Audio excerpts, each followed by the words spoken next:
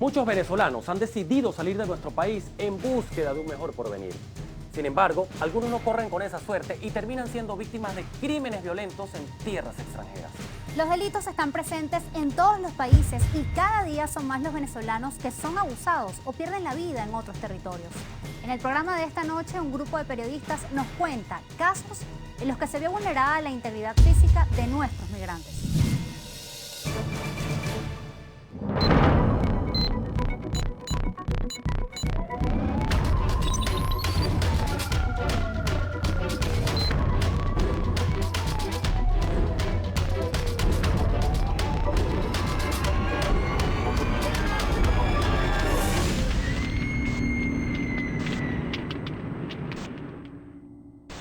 Rostros del Crimen está apegado a hechos estrictamente reales. No hay recreaciones ni dramatizaciones. Sus protagonistas hablan desde el rigor del suceso.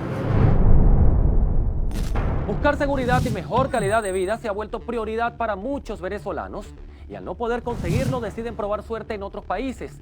Pero esta dura decisión muchas veces no tiene el mejor desenlace para muchos migrantes. Cuando los venezolanos salen del país por varios motivos y uno de ellos es la búsqueda de seguridad, que te ocurra esto en otro lugar que no es la tierra donde naciste, donde te criaste, donde tienes mayor posibilidades de conocer el contexto y decir, oye, esta zona es peligrosa, esta zona la puedo evitar, esta zona no. Evidentemente es un golpe a la autoestima, incluso a las expectativas de calidad de vida que uno se hace cuando se plantea la posibilidad de salir del país propio a buscar mejores oportunidades, porque evidentemente te sientes defraudado, sientes que no funciona. El caso de los venezolanos que están asesinando no solamente en Colombia, sino en toda la región del sur es muy lamentable. Hay de todo, hay hasta envidia, porque fuimos y somos, a pesar de todo, un país preparado, y eso se ha demostrado en las cifras, no lo digo yo, la mayoría de la migración venezolana, salvo la que está saliendo ya en modo desesperación, es preparada, es educada, es realmente valiente y no le teme a trabajar en cualquier sitio. El caso de una joven venezolana de tan solo 18 años conmocionó los medios de comunicación en Trinidad y Tobago al ser fuertemente agredida por 3 hombres que compartían transporte público con ella. Ella tenía aproximadamente año y medio viviendo en Trinidad y Tobago cuando sufrió una terrible agresión el 11 de agosto del año 2020, cuando el día que se dirigía a su trabajo abordó un taxi público de estos que son muy utilizados en Trinidad y Tobago, en los que simplemente los taxis se detienen y compartes, digamos, el vehículo con otras personas. Cuando ella estaba en este vehículo, fue atacada por 2 hombres que se encontraban en la parte trasera del carro y también por el chofer.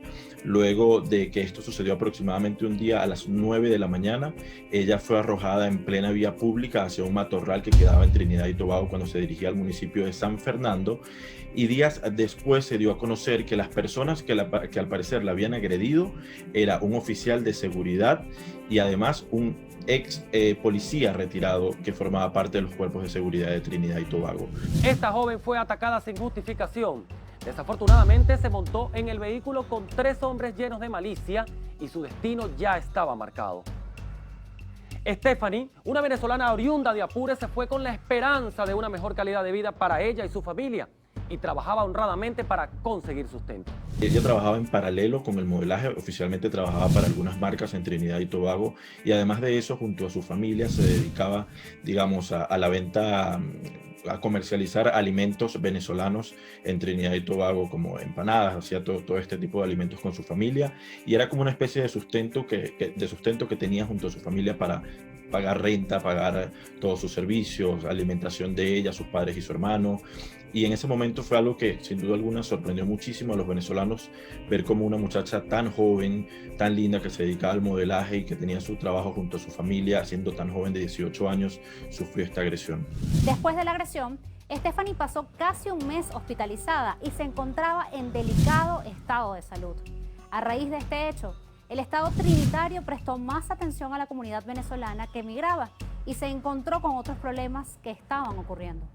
Sin duda alguna fue impactante. Ese fue un momento en la isla en plena pandemia en el que lamentablemente los ánimos estaban muy a flor de piel por todo lo que estaba sucediendo, y pues al observar esta situación de inseguridad en la que esta muchacha se tuvo que enfrentar, sin duda alguna fue algo que sorprendió a todos, específicamente porque durante ese periodo se pudieron observar muchos otros casos como los de naufragios y otro tipo de situaciones que estaban ocurriendo en la isla con la comunidad venezolana y que sin duda alguna conmocionó a todos los venezolanos allí. Gracias a la difusión de esta noticia, el caso de Stephanie se hizo visible y no quedó impune. Luego se dio a conocer que ella estaba siendo protegida por la ACNUR en Trinidad y Tobago para evitar cualquier tipo de agresión que se pudiese generar en su contra. Pues recordemos que Trinidad y Tobago se ha caracterizado por ser un destino bastante hostil para los venezolanos, en el que no se ofrece mayor seguridad ni protección para ellos, al menos por parte de las autoridades oficiales del país. La venezolana recibió apoyo internacional por su caso y los culpables fueron detenidos. Sin embargo, al verse involucrados 2 funcionarios de la policía de la isla, el proceso fue más hermético. Ella no podía dejar de sentirse insegura y logró que la trasladaran a otro país. Al final fueron 3 personas encarceladas, ellos fueron imputados por el delito de agresión a la mujer, entre otros, pero al final no se dio una resolución a ciencia cierta de qué fue lo que sucedió con estos 3 hombres. Recordemos que en el fondo ellos estaban ligados con cuerpos de seguridad de Trinidad y Tobago, y este fue un caso que se mantuvo muy hermético por el gran revuelo que causó también a nivel internacional, porque recordemos que organizaciones como la OEA denunciaron toda esta situación y exigieron justicia para Stephanie Flores. Luego de haber pasado todo el tiempo que pasó Stephanie hospitalizada y trabajando en ella, se le ofreció la protección desde la ACNUR y ella finalmente pudo salir de la isla buscando protección en un nuevo país. Para Francisco, Trinidad y Tobago no es el lugar ideal para comenzar una nueva vida. Durante el tiempo que vivió allí, calificó la estadía como no grata. Y lamentablemente Trinidad y Tobago es una isla con políticas migratorias carentes que no ofrecen ningún tipo de garantía para las personas que se van en este país. Que lamentablemente el gobierno de Trinidad y Tobago ha sido muy hostil en cuanto a los venezolanos. Hemos visto cómo por parte de los máximos líderes del gobierno han tenido un discurso xenófobo abiertamente hacia la comunidad venezolana, en la que se les califica de ilegales, indecentes e indeseados, y que muchas veces pues se les acusó de otros factores como haber llevado el virus de la pandemia hasta la isla y muchas otras cosas que simplemente no tienen sentido, y que cuando impulsas este discurso desde un ente gubernamental como primer ministro, que es la figura presidencial en la isla, o desde los ministros de seguridad, lamentablemente creas una zozobra en la población de Trinidad y Tobago como tal, y también creas una situación xenófoba entre venezolanos y los trinitarios. Al crearse esta situación tensa entre venezolanos y trinitarios, muchos han optado por devolverse, ya que la estadía en ese país no cumple con sus expectativas. Hay que tomar en cuenta que es una cultura e idioma muy diferente y esto crea intolerancias entre ambas nacionalidades. Recientemente vimos cómo 700 venezolanos decidieron regresar voluntariamente a Venezuela desde Trinidad y Tobago, y creo que este es un ejemplo muy grande del panorama que se vive en esta isla, porque es algo que no vemos que sucede cuando un venezolano se va a otro país. Sin duda alguna, deben tener mucha fuerza, seguir persiguiendo sus sueños e intentar afrontar este tipo de situaciones que se pueden dar en la isla de la mejor forma posible, porque sí es muy complicado enfrentarse a una nueva población y además a un gobierno que sientes que tampoco te acepta ni te respeta como migrante y como persona que está laborando en un nuevo país, porque al final terminas aportando para la economía, terminas pagando impuestos, terminas generando un gran ingreso para el país, porque estamos hablando de una comunidad de más de 15.000 personas y Trinidad no es una isla con demasiados habitantes, aproximadamente 1 millón. Entonces, sin duda alguna, la comunidad venezolana en este país, mucha fuerza, que sigan trabajando por sus sueños y que sigan haciendo el bien, porque al final, cuando toda esta situación pase, eso es lo que se va a recordar, todo el trabajo que se ha hecho desde Venezuela en Trinidad y Tobago. Al regreso nos vamos de Trinidad y Tobago a conocer un caso en Argentina. Quédense con nosotros.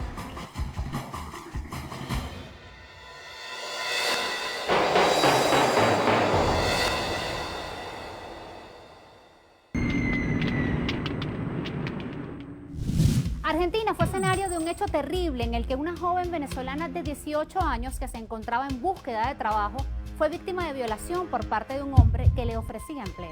¿Cómo ocurrió esto? Bueno, hay que poner en contexto la situación.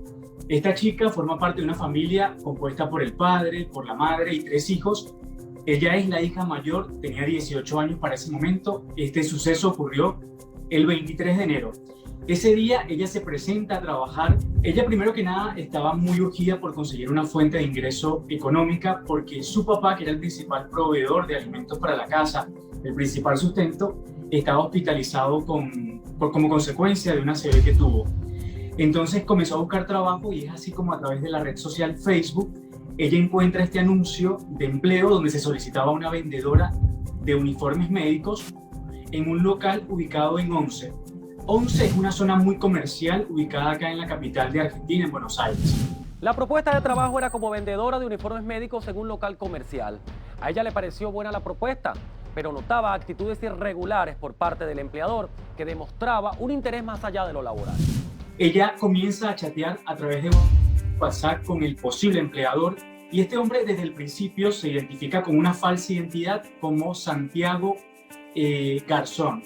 Tiempo después, obviamente, se descubre que esta no es la identidad y en ese primer contacto a través de WhatsApp, él comienza a insinuarle una cita de trabajo para una entrevista, en este caso en una cena. Ella rechazó esa propuesta y le dijo que directamente podía acudir a una entrevista de trabajo en el local. Y es así como el día 23 de enero, en la mañana se presenta un día sábado a este local y hace la entrevista de trabajo, comienza ese mismo día. Para quienes no lo saben, esa es una modalidad que acá se conoce como trabajar en negro, que es cuando estás por fuera del sistema de seguridad empresarial o del sistema de trabajo. Y es cuando te pagan un sueldo totalmente en negro que no tiene recursos o no tiene la aprobación del estatus legal de trabajo. La necesidad de trabajo hizo que no pensara mucho en optar por el puesto de vendedora a pesar de la actitud inusual del empleador. Sin embargo, las alarmas ya estaban encendidas en su círculo familiar. Urgida acepta la propuesta de trabajo, pero ¿qué pasa? Que todas las señales que había dado este hombre previas a este encuentro habían puesto en alarma tanto a su mamá, que también es una pieza fundamental, y a ella.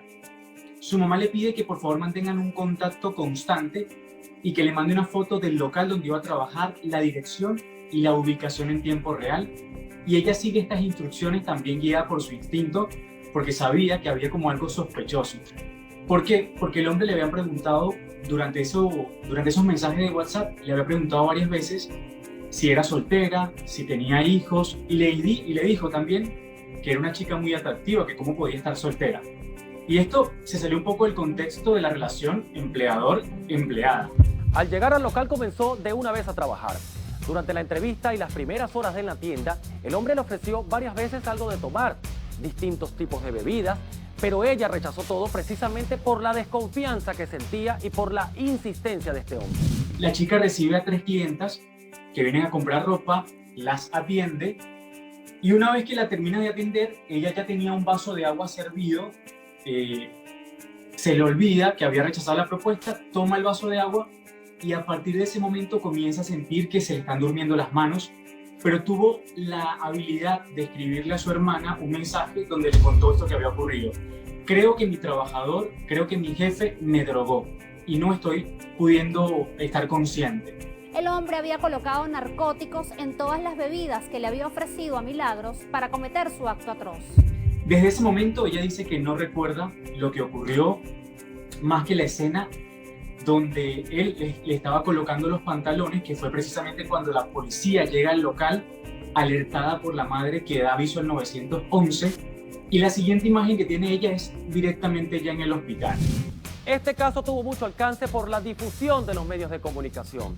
Con la actuación oportuna de la madre, al alertar a los cuerpos de seguridad, se logró la captura del violador a pocos minutos de cometer el hecho. En el video que circuló en redes sociales se vio cómo la policía y la asistencia médica sacaban a Milagros en silla de ruedas del local, aún bajo el efecto de los narcóticos. Es un caso de gran impacto precisamente por ser una chica de 18 años violada en su primer día de trabajo por su empleador. Imagínense esta situación, ella fue a buscar trabajo y en ese primer día, lo que se conoce como el día de prueba, su jefe la violó. Y este caso, por supuesto, generó mucha conmoción, no solamente en Buenos Aires, sino en todo el país. La justicia argentina determinó como violación simple al delito cometido en contra de la venezolana y esto causó manifestaciones tanto de venezolanos como de argentinos que estaban en desacuerdo y exigían justicia. Una jueza de nombre Karina Zucconi, ella toma el caso y a este hombre, ese mismo día que había sido tomado tomado por la justicia el 23 de enero, 2 días después queda en libertad bajo la acusación de violación simple. Esto, por supuesto, encendió aún más la rabia, la molestia y la sed de justicia, no solamente de la comunidad venezolana, porque es importante decir esto, acá se sumó también la gente de Argentina, se sumaron todas las nacionalidades en una marcha que se hizo bajo este lema de Garzón Violador, justicia para mi hija. Como decía la madre Thaís Campos, una mujer de 38 años que para mí, si en este momento tuviésemos que hacer un reportaje de este suceso, sin duda el título sería Madre venezolana logra revolucionar la justicia en Argentina. La madre luchó incansablemente para que se hiciera justicia para su hija. El acusado alegaba que había sido un acto consensuado en el que Milagros había cobrado por un servicio sexual, pero se mostró lo contrario y fue acusado de abuso sexual agravado con acceso carnal. Ella dio una entrevista a un medio venezolano días después de que ocurrió esto, y a pesar de esa primera alarma en la que ella sintió que el hombre tenía otras intenciones, ella decidió ir a la entrevista. De hecho, más allá del ofrecimiento que le hace el hombre en el local, con esa insistencia de que tomara algún líquido, ella dice que se concentró porque necesitaba el empleo, ya que su familia en ese momento no contaba con ninguna fuente de ingresos y de hecho estaban viviendo, digamos, arrimados en una casa de un conocido acá en la capital, porque ellos vivían a las afueras de Buenos Aires. Entonces, digamos que el motivo principal por el que ella, más allá de los vicios que notó en la entrevista de trabajo a través de WhatsApp, fue la urgencia económica que tenía, básicamente la necesidad de él. La movió a buscar este trabajo y aceptarlo bajo estas circunstancias tan viciadas donde un hombre dio muestra de que era un agresor sexual o de que buscaba otras intenciones con ella. Este hecho dejó mucho daño emocional en la vida de Milagros. Su identidad está protegida y las entrevistas que se le han realizado han sido bajo anonimato para resguardar su integridad. Milagros actualmente se logró conseguir una vivienda para ellos acá en la capital. Su mamá entiendo que actualmente está trabajando, ella no está trabajando, el papá ya se mejoró de la ACV que sufrió. Y algo importante con la causa de lo que se sabe, el hombre en marzo, el 6 de marzo, un juez determinó que la prisión preventiva se mantendrá hasta tanto se haga el juicio de Irineo Humberto Garzón Martínez, de 35 años, acusado de violación. El 4 de febrero se ratificó que el acusado debe permanecer prisionero hasta que se haga el juicio. Milagros es el rostro de una venezolana que representa muchísimas otras nacionalidades, entonces creo que la repercusión fue mucho más allá de la nacionalidad. Tuvo que ver con una causa que une a muchísimas mujeres víctimas de abuso sexual, no solamente en este país, sino en muchos países de nuestro continente y del mundo. Pero como venezolano me dejó esa alegría y la familia también lo compartió.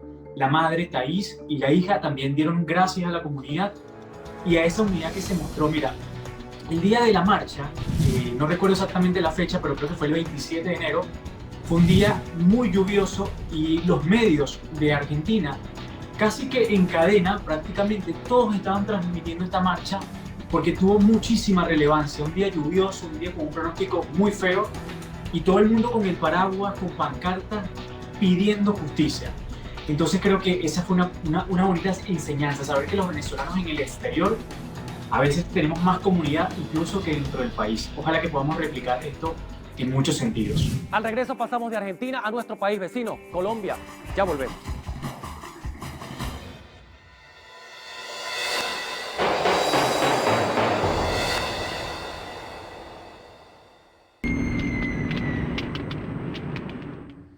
Colombia es el principal receptor de venezolanos. Aproximadamente 2 millones de inmigrantes están en el país vecino, todos con la ilusión de una mejor calidad de vida, pero muchas veces salen en búsqueda de seguridad y terminan siendo víctimas de delitos.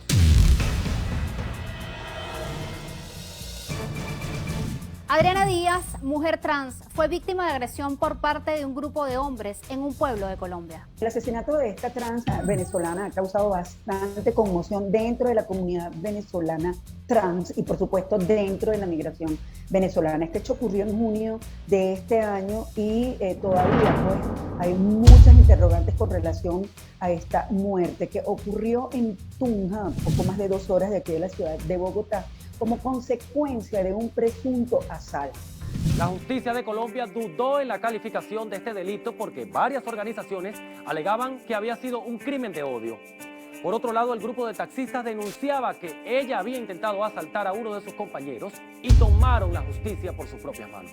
Hay varias versiones, pero la que más apoya la policía de Colombia, dado que hay denuncias en torno a esto, es la que ofrecen los taxistas. Ella, esta trans que se llamaba Adriana Díaz, conocida como la Biopo, ella cogió pues un taxi para ir a trabajar. Y en ese momento el taxista decía que esta mujer lo había intentado asaltar. ¿Qué pasó? Que otros 30 compañeros de este taxista optaron por golpear salvajemente a esta mujer con palos, patadas, tanto que cuando llegó la policía estaba prácticamente moribunda y de hecho a los minutos murió. Los rechazos de la comunidad LGBTQ+ no tardaron en manifestarse. Varias organizaciones salieron en búsqueda de justicia para este hecho. Aquí realmente todas las organizaciones trans, entre ellas LAMBA de Venezuela, pues dijeron que se trataba de un crimen de odio y que bajo ningún concepto creían la versión de estos taxistas. Pero la policía, cuando se le pregunta, ellos dicen que esta es la razón que alega el taxista, más no es la razón de la provocación de esta muerte, que aún todavía trae muchos más interrogantes que respuestas con relación a esta situación. En este caso no solo existe la desventaja de ser extranjero al momento de exigir justicia, sino que se suma la orientación sexual de la víctima que la hacía aún más vulnerable. Los migrantes venezolanos, cuando son trans, tienen un doble peligro. Primero, ser migrantes irregulares y dos, ser migrantes trans. Entonces, en este contexto de irregularidad, todas estas organizaciones, no solamente la venezolana, sino las que trabajan aquí, como por ejemplo GAP, que es una organización que valora y por supuesto defiende a esta población, ha explicado que son en 3 contextos en los cuales los migrantes venezolanos trans pues pierden todo, incluso la vida, como ocurrió con Adriana Díaz, que son la estigmatización, la xenofobia y por supuesto lo que ellos llaman la discriminación. En algunos países, la diversidad sexual sigue siendo un tabú y este sector de la población se ve expuesto a la discriminación en materia de seguridad, salud y derechos.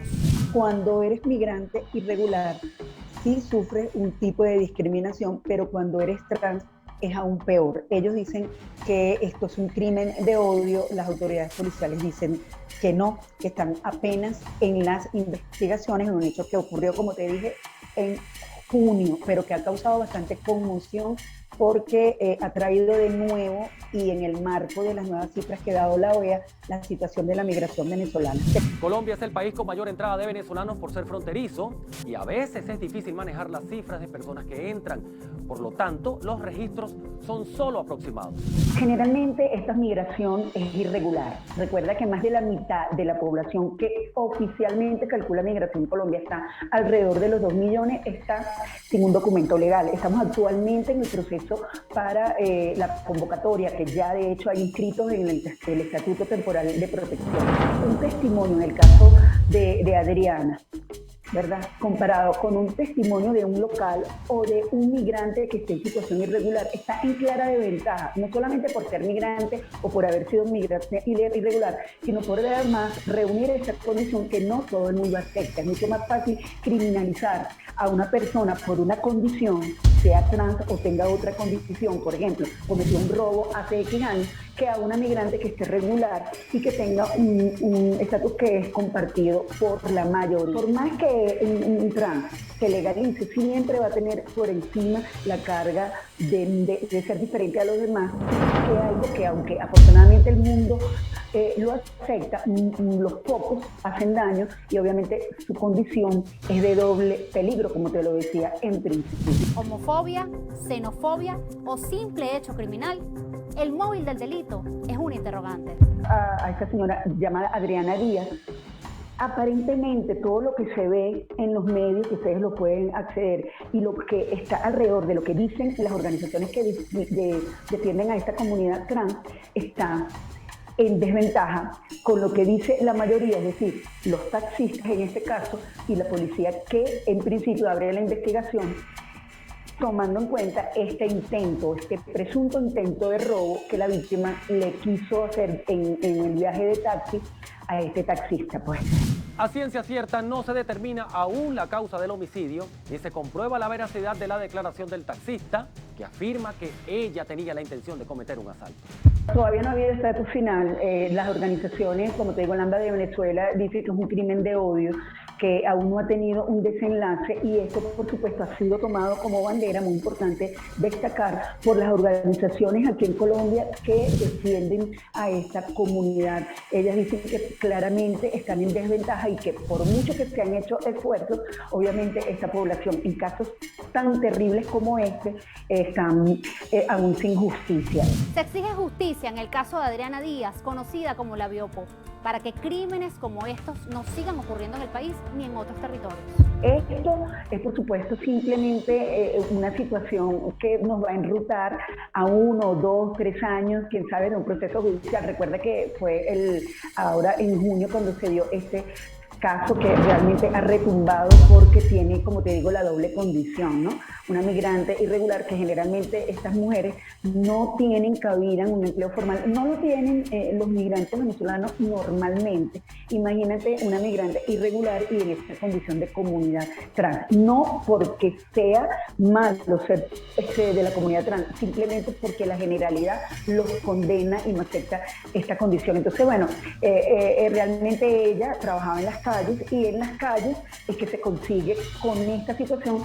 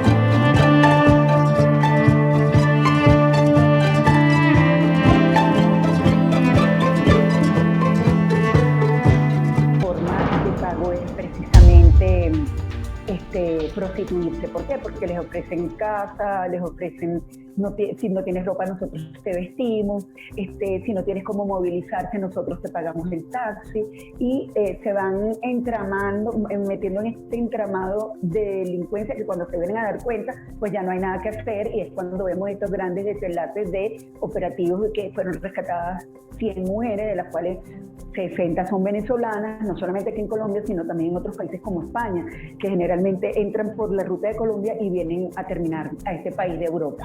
El riesgo y los delitos existen en cualquier país que visitemos, pero debemos conocer las herramientas para minimizarlos. Al regreso, seguimos con otro caso registrado de la comunidad colombiana.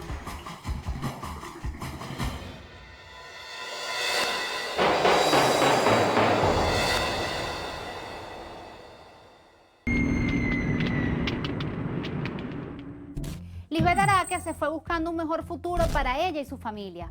Vio en tierras colombianas la oportunidad de crecer, sin embargo su destino era otro. El 18 de agosto fue la última vez que se vio con vida a Lisbeth. Un hombre con quien aparentemente tenía una relación sentimental acabó con su vida. En el caso de Lisbeth, era una joven de 21 años de edad que su muerte fue consecuencia de una respuesta. Esta persona, un hombre que le doblaba, casi le triplicaba la edad, colombiano de 55 años de edad, se dio cuenta que luego de un año de mantener una relación sentimental con ella y de ofrecerle un trabajo que realmente para ella significaba la diferencia, como significa para todos los migrantes venezolanos estar bien o no estar bien, aunque ese estar bien, lo recalco, signifique solamente dinero para poder comer y para poder pagar un arriendo. Lisbeth presuntamente comenzó una relación sentimental con un hombre que le ofreció empleo en una recicladora, pero ella tenía una familia constituida. Ella se embarcó pues en esta relación sentimental, pero nunca le dijo, y eso lo confesó el mismo indiciado, que ella era casada. En una de estas, él va y le regala un juego de comedor y va hasta su casa, a una localidad que se llama Tubo, aquí en Bogotá, y se da cuenta, pero no le dice nada. Por lo tanto, su homicidio fue planificado. El hombre se llenó de ira al enterarse que ella estaba casada. Se sentía burlado y decidió planear su venganza. Y en una de esas, ella se va, como siempre, con su hija de 1 año a recibirle pues el pago, porque ella no solamente vendía café, sino que además ella recibió un pago porque este señor la contrató. Es decir, su victimario era como su jefe, porque él era reciclador y ella se encargaba 3 días a la semana de clasificar los materiales para reciclar. Ella fue a buscar su pago y en ese momento él le enfrentó, le dijo, ¿tú eres casada? Y ella le dijo que pues sí, que si no le gustaba bien, que siguiera con su vida. Y esto bastó y sobró para que él la asesinara de un solo disparo. El reciclador abandonó el cuerpo de Lisbeth en una alcantarilla a pocos metros de su vivienda y dejó a la hija cerca de donde ella vivía. La niña no sufrió ningún tipo de daño. Realmente este caso conmovió mucho porque esto ocurrió el 18 de agosto del 2020 y en ese lapso de días, del 18 al 8, que es cuando consiguen el cadáver, su familia estaba desesperada porque creía que ella había desaparecido. Porque te cuento que aquí los venezolanos desaparecidos también son un gran tema.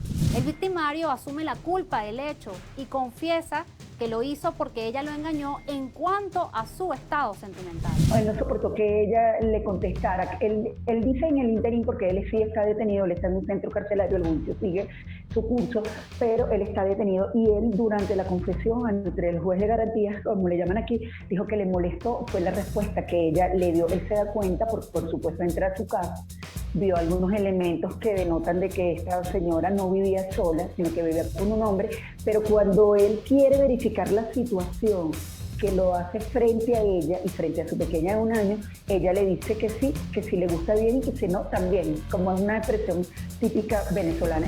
La familia de Lisbeth no cree en las declaraciones del reciclador. Dicen que Lisbeth nunca tuvo una relación sentimental con él y la hipótesis que ellos defienden es que él creía tener derecho sobre ella por haberle ofrecido el empleo y confundió el buen trato con coqueteos. Se desconoce si era cierta la relación sentimental entre ambos, pero sí era real que ella recibía regularmente regalos de este hombre. Todas las circunstancias de este hecho es que fue un homicidio, por supuesto, premeditado, porque cuando él va a su casa y se da cuenta de eso, él no le dice nada, sino que él hace que ella vaya a buscar el cobro del reciclaje, le paga el taxi y todo eso quedó reseñado en videos. Aquí algo que yo creo que es importante es que todas las calles tienen videos y es muy fácil en esa parte reconstruir los crímenes y en todo eso se documentó a través de videos. Cuando ella aborda el taxi, cuando ella se dirige al taxi, cuando llega incluso a donde el victimario, todo eso fue posible. Y fue posible a través de estos videos ubicar al taxista y el taxista lleva a la policía hasta el lugar donde vivía este victimario. No le quedó otra que confesar. Gracias al trabajo investigativo de la policía colombiana y las grabaciones de cámaras de seguridad, se pudo determinar cómo habían ocurrido los hechos. Y después de la captura del sujeto, se confirmó con la declaración. La vida de la familia de Lisbeth ya no será la misma. Se fueron con la esperanza de un mejor futuro y se encontraron con una tragedia que les dejó un gran vacío. Vinieron como todos los venezolanos a buscar mejor calidad de vida y por supuesto la familia, sobre todo los hermanos, incluso el esposo, decían que ella era una mujer de familia, por lo tanto queda como siempre la duda de si ciertamente hubo o no una relación sentimental. Para el detenido, para el hoy detenido, dice que sí y que eso fue lo que le molestó, pero para la familia ella quedó siempre como una mujer de su casa, una esposa ejemplar y que vino a buscar una calidad de vida a Colombia que finalmente le fue truncada. Así como le pasó a Lisbeth, también le ha pasado a otros venezolanos. Salir del país no garantiza la seguridad, solo minimiza los riesgos, pero en cualquier territorio estamos expuestos. A esas personas que lamentablemente caen en la violencia homicida de Colombia, bueno, mucha fe y esperanza de que la justicia les va a llegar. Los casos no son tan fáciles, la justicia no es tan fácil. Siempre hay que poner un poco más de uno y, por supuesto, resguardarse. ¿Yo qué les recomiendo? Bueno, siempre les recomiendo mayor prudencia, que tomen todos los elementos que ellos crean que en algún momento les van a funcionar.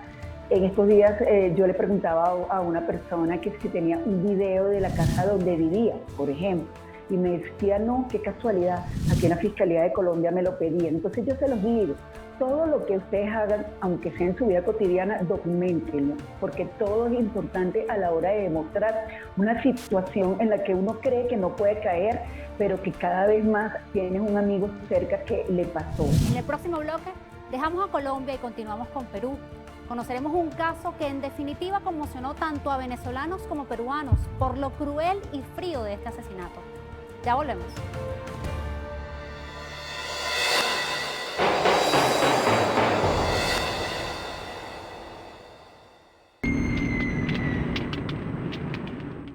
Perú es el último sitio del suceso en el programa de esta noche.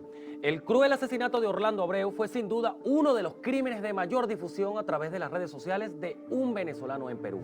Orlando Abreu había llegado de Venezuela, un abogado, teníamos entendido que se estaba buscando la vida al igual que otros compatriotas suyos y terminó en ese mercado en la Libertad, en la región Libertad en Trujillo, vendiendo como muchas personas al interior de un mercado, abarrotes, tengo entendido. Entonces, ¿qué ocurrió? Al parecer en ese sector se había instalado lo que sería una banda criminal dedicada al cobro de cupos, entiendo que ustedes le llaman vacuna. Entonces es allí que se le acerca un grupo de personas, pero precisamente es este alias Cara Cortada quien lo amenaza directamente con un arma. Lo amenaza directamente con un arma, jala el gatillo después de varios intentos fallidos y termina pues asesinando al ciudadano venezolano Orlando Abreu. Este crimen tuvo un gran impacto en las redes sociales porque una cámara de seguridad grabó el momento en el que el delincuente alias Cara Cortada comenzaba a amenazarlo con un arma de fuego hasta que finalmente la accionó y acabó con la vida de Orlando. Esto fue totalmente repudiado aquí en Perú. Más allá de las nacionalidades, es por el mismo hecho criminal, la frialdad, la crueldad con la que terminan asesinando a Orlando, motivó que muchas autoridades pues se pusieran, digamos, dinámicos, agudizaran bastante lo que serían las investigaciones para dar con su paradero y ponerlo tras las rejas. El miedo después de este hecho no solo existía en los venezolanos que se encontraban allá. La comunidad peruana también sintió miedo al ver la crueldad del suceso. El victimario en sus antecedentes penales poseía un largo historial por distintos delitos. Precisamente sobre Oscar Narro Correa, alias Cara Cortada, pues era una persona bastante conocida ya por la policía porque había ingresado, según las propias versiones, o digamos de las autoridades, incluso de él mismo, había ingresado 11 veces a un penal aquí en el país por distintos delitos, entre ellos, según él cuenta, por homicidio también. En Perú, el llamado cobro de cupos, conocido acá en Venezuela como cobro de vacunas, es normal. Las autoridades peruanas hacen lo posible para desmantelar estas bandas, pero cuando acaban con una, aparecen otras nuevas y se va reinventando la delincuencia. Este Cara Cortada cobraba cupos a los distintos vendedores a través del miedo, ¿no? Los amenazaba. Era un cupo aproximado de 5 soles. Entonces, quien no pues le entregaba sufría o sufriría pues las amenazas de este alias Cara Cortada. José Luis califica como absurdo el móvil del hecho. Se dice que la vacuna que se cobraba era de 5 soles, lo que sería equivalente a casi $2 americanos. Se desconoce la regularidad con la que se pedía. Orlando no se negaba a pagar, tampoco adoptó una actitud violenta y eso indignó aún más a todo el que observó el hecho. En redes sociales se viralizó, obtuvo bastante rechazo de peruanos, de venezolanos, de todos quienes pudieron observar la crueldad, la frialdad, porque eso sí hay que decirlo, delincuente es delincuente y este acto fue totalmente cruel y más que cruel, lo que más aterraba era que fue absurdo. O sea, matar, asesinar por una cuota mínima de dinero a una persona que en todo momento dice yo no tengo nada que ver, en todo momento dice o se pone más que a la defensiva, que en ningún momento le responde. Entonces, definitivamente, eso causó un gran rechazo aquí. El hecho ocurrió el 26 de enero, pero fue el 12 de febrero cuando esta noticia y el video se viralizaron. Lo que lo hizo tan impactante fue que no tuvo ningún tipo de censura y se observó el frío asesinato. Esto motivó aún más a los cuerpos de seguridad a capturar al culpable. La policía empezó a hacer una exhaustiva búsqueda de este ciudadano hasta que lo encontraron en una vivienda tomando y lo apresaron. Ahí mismo lo detuvieron, él no puso resistencia. A los días posteriores pues apareció su abogado pues confirmó lo que debía pasar, ¿no? Él había aceptado el hecho y que se ponía a disposición de la policía para las investigaciones, y es ahí que el caso se termina por cerrar. José Luis señala que la justicia siempre debe cumplirse sin importar nacionalidad, sexo o color. Quien sea culpable de un crimen debe dar la cara, asumir su responsabilidad y pagar su condena. La delincuencia no debe ser admitida para ninguno y se debe castigar con la misma severidad con la que se castiga a un criminal peruano, un criminal venezolano, un criminal de donde fuese. El mensaje es a exigir justicia en cualquier destino que vayamos y sin importar la nacionalidad debemos dar y recibir respeto. Todo ciudadano de bien que llegue de donde llegue, sea venezolano o de cualquier otro extranjero que venga a aportar, venga a trabajar, venga a salir adelante, pues será bienvenido. Como le digo, o sea, nosotros hemos cubierto crímenes, hemos hecho encuestas en la calle y siempre va a haber opiniones a favor y en contra, ¿no? Pero yo creo que todo lo que venga a sumar, todo lo que venga a hacer el bien, todo lo que venga a progresar, siempre va a ser bienvenido. Mi mensaje a cada una de las personas o de las familias venezolanas que sale del país buscando una mejor oportunidad de vida y que lamentablemente en otra tierra, en otro país, en otro continente incluso, sufren algún tipo de crimen, víctimas de algún crimen, el que sea. La recomendación es que busquen el apoyo de la justicia y nosotros los venezolanos somos muy unidos. Busquemos comunidad, apoyémonos en el otro y por supuesto, algo importantísimo, no hay que hacer silencio ante la injusticia, no hay que hacer silencio ante una agresión sexual y por supuesto denunciar. Recordemos que este tipo de situaciones no se pueden quedar bajo la mesa. Cuando esto sucede siempre hay que sacarlo a la luz, porque precisamente cuando lo sacamos a la luz es cuando se genera, digamos, toda esta situación internacional, como pasó con este caso y como pasó en el caso de los naufragios y otro tipo de situaciones que se han vivido en el país, en el que se enciende una alarma internacional y es cuando todos volteamos hacia Trinidad y Tobago y decimos, oye, hay una comunidad aquí muy grande que lamentablemente de alguna forma está desamparada y que nosotros desde el extranjero debemos apoyar con toda nuestra fuerza para de alguna forma u otra hacerlos sentir un poco más seguros y que entiendan que no están solos ante las situaciones que se les puedan presentar acá en Trinidad y Tobago. Yo creo que una de las mayores recomendaciones que yo doy, porque yo también soy migrante, es pedir ayuda, no quedarse callado, no dar nada por sentado y sobre todo no dejar de sorprendernos, no creer que todo le pasa al otro o lo ves por televisión o lo escuchas por radio, no. Nos puede pasar porque estamos también en esto de la migración.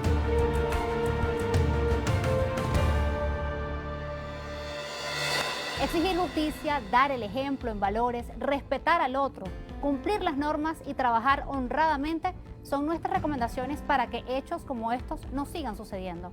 Demostremos que los venezolanos tenemos calidad humana y luchamos por un mejor futuro. De esta manera hemos llegado al final del programa de esta noche, siempre agradeciendo su fiel sintonía. Les recordamos la cuenta de Instagram del programa para que nos hagan llegar sus comentarios. Rostros DLC y nuestra etiqueta cada martes es Rostros DLC. Mi cuenta en Twitter, Angélica Report, y en Instagram, Angélica Reporter. La mía en Twitter es @DavisRamírez y en Instagram @SoyDavisRamírez. La cita es el próximo martes cuando nuevamente nos sentemos frente a frente con los rostros del crimen. paisajes hermosos donde se sustenta el crimen. Hermanos se atacan entre sí con proyectiles. Tensión en la situación, se sobrevive dando mucho más de lo poco que recibes. Mueren jóvenes, su madre llora. Plegarias no callan el cantar de la flor. Y las generaciones se pierden con el paso de las horas. Y ahora, unos son presas y otros devoran. Calles de sorpresas como la caja de Pandora, donde mantengo la esperanza a pesar del diluvio. Y la superación y el estudio como refugio. Sigo caminando en estos suelos sin que me detenga el miedo. Mis palabras son reflejos. Entiendo lo que siente el pueblo porque soy parte de ello. No importa color ni pensamiento, es el mismo espejo. Voceros de los que quedan, también de aquellos que partieron. Unidad es lo que quiero, espero.